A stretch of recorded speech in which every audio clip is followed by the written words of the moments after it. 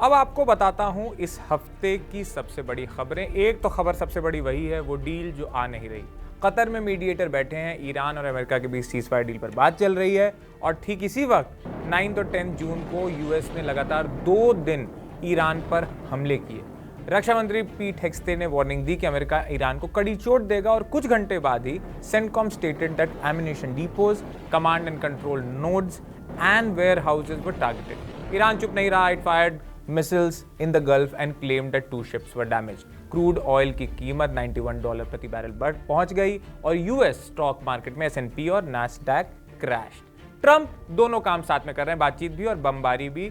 Both sides are exchanging drafts on opening the strait of Hormuz, but directly high level of diplomacy has been virtually at standstill since the Islamabad talks in April. कैसे होगा ceasefire, अब तो ये देश की चिंता बन चुका है। अब हम आपको सुनाएंगे दूसरी खबर जो आई है बेलफास्ट से, जहां एक कत्ल ने पूरे शहर को जलाकर रख दिया। On the night of 8 June, a man was subjected to a brutal knife attack. The assailant was a 30-year-old Sudanese refugee who was charged with attempted murder. The victim, Stephen Owigle, lost his sight of one eye. अगले 2 दिन northern Ireland की सड़कें जंग का मैदान बन गई। नकाबपोश भीड़ ने रेफ्यूजीज के घरों को जला दिया, एक बस में आग लगा दी, पुलिस पर पत्थर फेंके, ईंटें फेंकी and migrant health workers were harassed. लेकिन इस हिंसा का एक और चेहरा था ऑनलाइन। फेक और भड़काऊ इंफॉर्मेशन फैलाई गई और दंगाइयों को नए टारगेट्स मिलते रहे। खुद विक्टिम के परिवार को अपील करनी पड़ी कि भाई रुक जाओ। इससे आप समझ सकते हैं कि यूरोप में किस कदर एक इमिग्रेंट क्राइसिस किस कदर और इमिग्रेंट हिंसा किस कदर सामान्य होती जा रही है, जिसको हम कहते हैं नॉर्मेलिटी ऑफ ब्रिविल। हर साल को 5 जून को वर्ल्ड एनवायरनमेंट डे मनाया जाता है। आप सोचेंगे क्या एनवायरनमेंट की खबर, लेकिन इस बार का मैसेज पिछले सालों से ज्यादा कड़वा था। यूएन महासचिव गुट्सने ने कहा, the past 11 years have been the hottest on record and the damage goes beyond just temperature, polluted air, barren land, collapsing ecosystems and vanishing biodiversity। एक और यूएन रिपोर्ट आई, उसमें बताया गया कि एआई बूम की एनवायरमेंटल कॉस्ट क्या है। 2025 में दुनिया के डेटा सेंटर्स ने 448 टेरावाट घंटे बिजली खाई। हमने इस पे एक बहुत ही लंबा इंटरनेशनल का ही एपिसोड बनाया, हम चाहेंगे कि आप उसको देखें। लिंक आपको कहाँ मिलेगा, कहाँ मिलता है, डिस्क्रिप्शन में।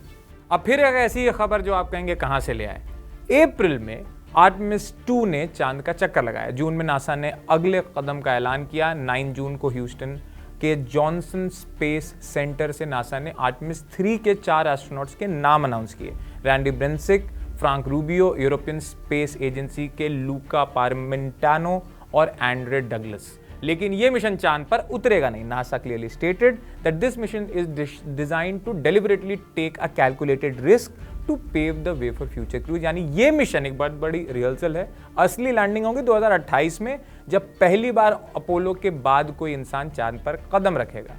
इस हफ्ते दुनिया की सबसे बड़ी खेल प्रतियोगिता टूर्नामेंट शुरू हो गया है और इस बार सब बाकी मुकाबलों में बहुत बड़ा है। 48 देश हैं, 104 मैच हैं और 3 होस्ट हैं। On June 11th, host Mexico defeated South Africa 2-0 in the opening match at Estadio Azteca in Mexico City. Opening ceremony में शकीरा और बर्ना बॉय ने परफॉर्म किया। 12 जून को यूएसए ने सोफी स्टेडियम में अपना पहला मैच खेला और लियोनेल मेसी ने भी गोल दागा। इस वर्ल्ड कप की खास बात यह है कि यह सब ऐसे वक्त में हो रहा है जब वेस्ट एशिया में युद्ध है, यूरोप में दंगे हैं और तेल की कीमतें आसमान छू रही हैं। फिर भी दुनिया रुकी और एक गेंद के पीछे दौड़ने लगी। एक ही समय में कितना कुछ घटता है, ये उसका सबसे बेस्ट एग्जाम्पल है। कितने ह्यूमन इमोशंस एक साथ प्ले आउट होते हैं इसी दुनिया में, ये उसका एग्जाम्पल है। अगर आपको फीफा की कवरेज देखनी है तो हम भी अपने तय कोशिश कर रहे हैं। आप हमारे चैनल को देखते रहें